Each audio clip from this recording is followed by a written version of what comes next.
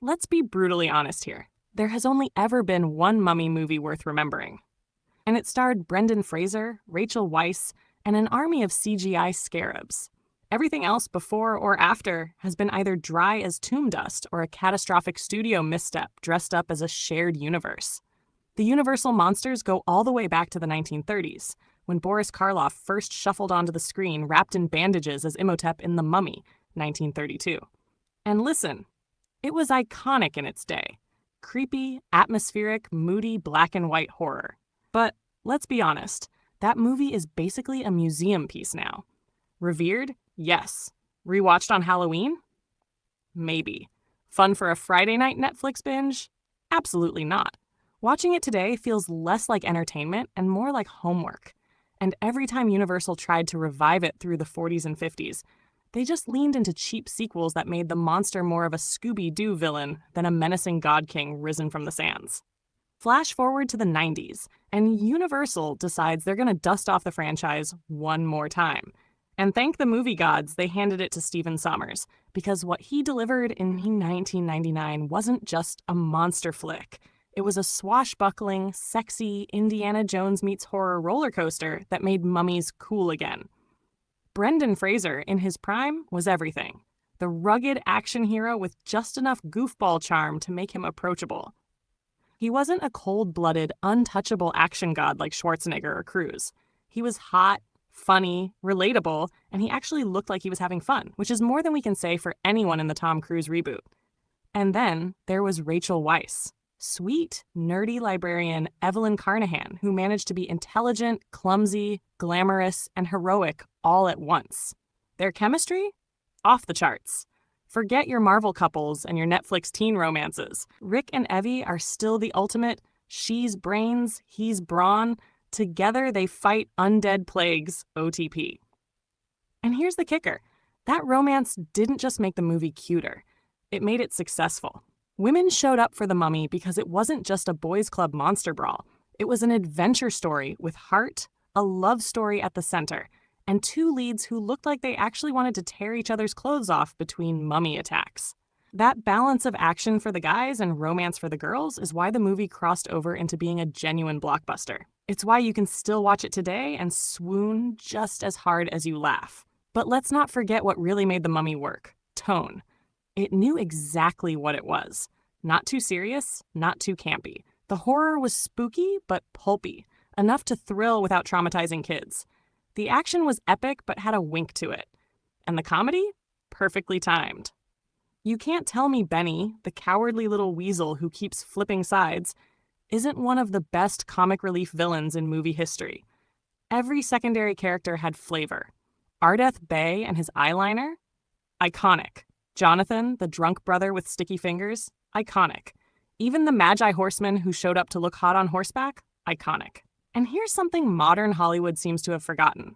Audiences like happy endings. In 1999, they didn't flinch at giving you the full package. The hero gets the girl. The bad guy gets obliterated in glorious fashion. And yes, the treasure chest overflowing with gold goes home with our heroes too.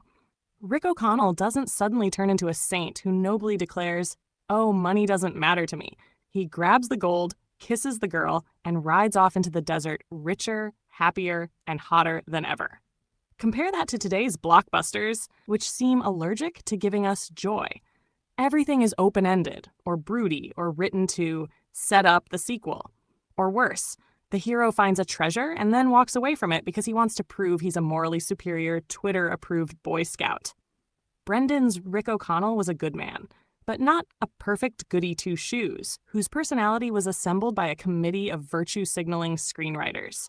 He drank, he killed when he had to, he broke rules, and yes, he took the gold. That's what made him fun. And here's the thing, even the sequel worked. The Mummy Returns might be infamous today for the hilariously bad PlayStation 2 level CGI of the Scorpion King, but people still love that movie. Why? Because it brought back the original cast. It didn't do what so many sequels do by awkwardly erasing characters, or worse, breaking up our beloved main couple for cheap drama. Rick and Evie were still very much in love, still the same people we rooted for in the first film, but now they'd grown. Evie was still her sweet, brainy, pretty self, but she was tougher, more confident, more of a fighter without ever becoming arrogant.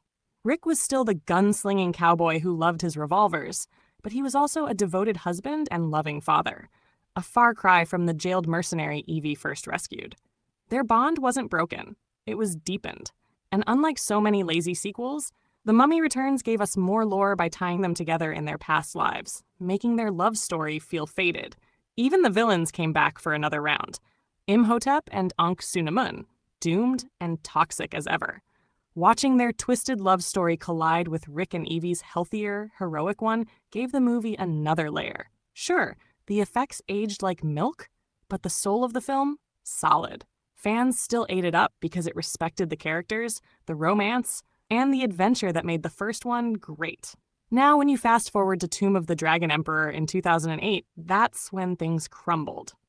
Rachel Weisz didn't return, Maria Bello was shoehorned in as Evie, and suddenly the heart of the series felt missing. Swapping actresses isn't always fatal, but in a franchise that lived and died on the chemistry between Fraser and Weisz, it was devastating. Brendan was still game, but the energy was gone. It felt like a cover band playing someone else's hits.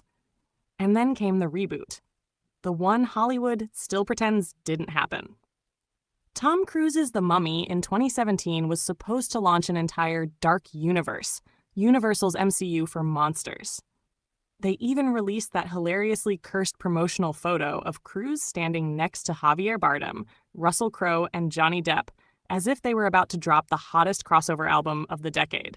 And then The Mummy dropped and flopped. Hard. Why?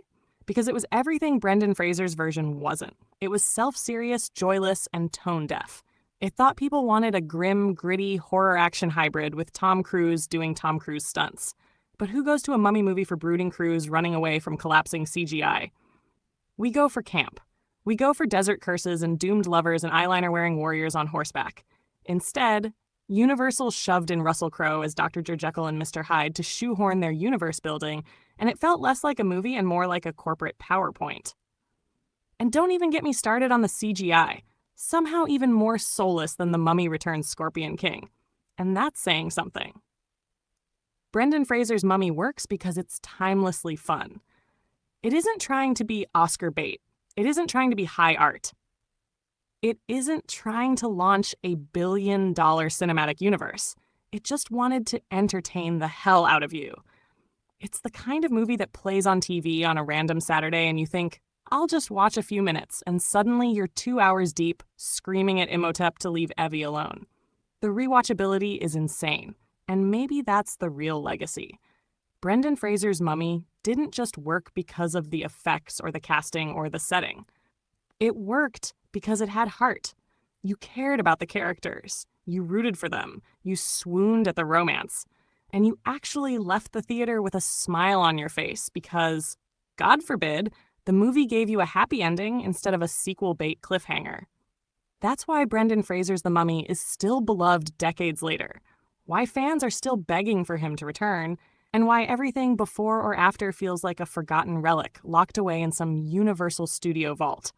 There's only one mummy that belongs in the Cinematic Hall of Fame, and it's not the one with Boris Karloff's bandages or Tom Cruise's dead-eyed stare. It's the one with Brendan Fraser, Rachel Weisz, a Book of the Dead, and a whole lot of sand.